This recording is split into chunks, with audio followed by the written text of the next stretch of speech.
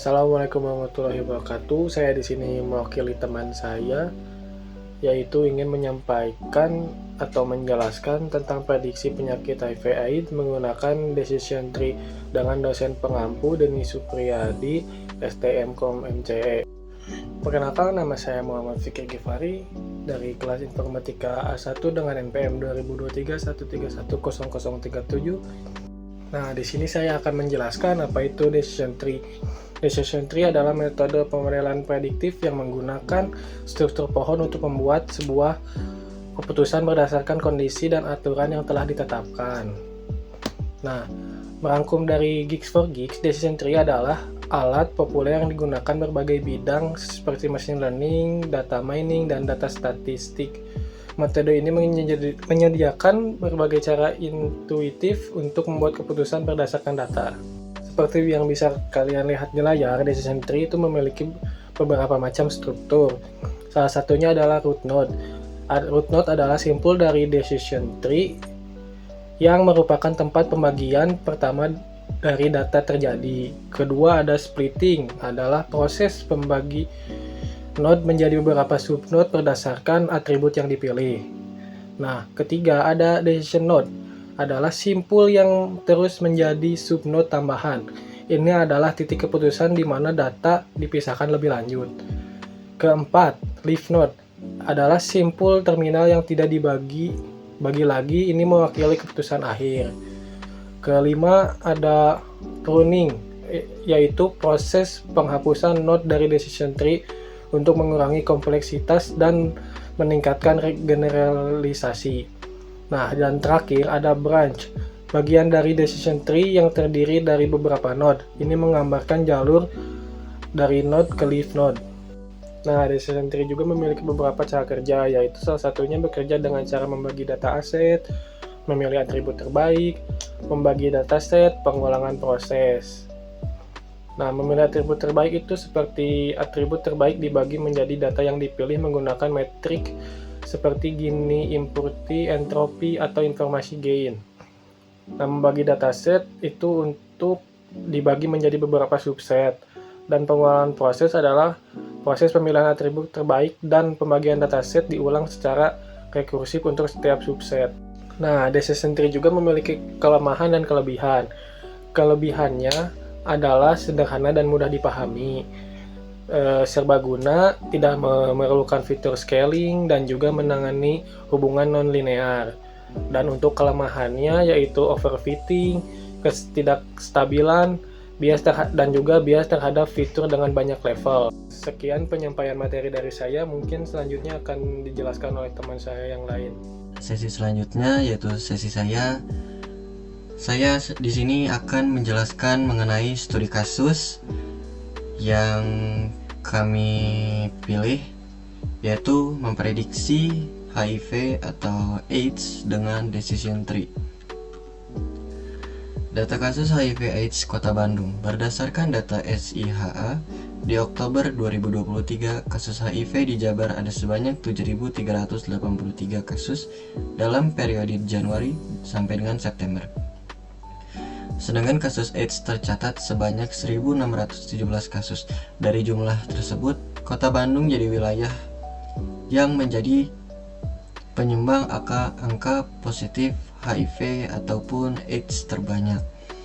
Dari banyaknya kasus tersebut, kami memilih untuk menjadikannya sebagai studi kasus yang akan dibahas oleh kelompok kami. Terdapat 6 fitur yang ada dalam data dan menghasilkan input para pasien yang menderita HIV, AIDS atau tidak. Dapat dilihat di sini terdapat 6 fitur, yaitu terdiri dari ID, tes antibody atau antigen, tes konfirmasi RNA viral load, jumlah CD4, dan infeksi opportunistik, yang dimana dari keenam tersebut akan diakumulasikan apakah pasien tersebut menderita HIV atau AIDS ataupun tidak. Selanjutnya akan dilanjutkan oleh rekan saya. Silakan Raka. Setelah adanya studi kasus di atas, selanjutnya kita akan membuat pengkodean untuk hasil apakah seseorang terdeteksi terkena HIV atau tidak. Yang pertama, kita menginputkan sebuah data ke Google Colab. Kemudian kita akan membuat model dengan tunning hyperparameter. Yang kodenya bisa kalian lihat di sebelah kiri. Di sana kita sebelumnya sudah membagi menjadi dua bagian, yaitu X dan Y. Dan ini adalah data yang akan kita gunakan untuk melatih model tersebut. Kita membuat sebuah objek menggunakan string IO untuk menyimpan data pohon dalam format dot, dan mengkonversi data dot menjadi gambar dengan cara kita menggunakan p.plus untuk mengkonversi data dot menjadi sebuah grafik. Kita menyimpan grafik tersebut sebagai file PNG yang ada di sebelah kanan PPT tersebut. Setelah data yang sebelumnya sudah kita latih, kita dapat membuat sebuah data baru dan menghasilkan apakah orang tersebut terinfeksi HIV atau tidak dengan cara seperti bisa dilihat seperti yang ada di PPT. Data baru sama dengan PD data frame, kemudian ada tes antibody atau antigen, kemudian ada tes konfirmasi, ada tes RNA, jumlah CD4, dan infeksi oportunistik. Sebelumnya data seperti positif atau negatif juga dapat diubah menjadi nilai numerik menggunakan label encoder. Dan cara memprediksi data baru, kita mengubah data frame baru menjadi array 2 dimensi. Kita menggunakan model yang sudah dilatih untuk memprediksi apakah seorang terinfeksi HIV atau tidak, dan menampilkannya.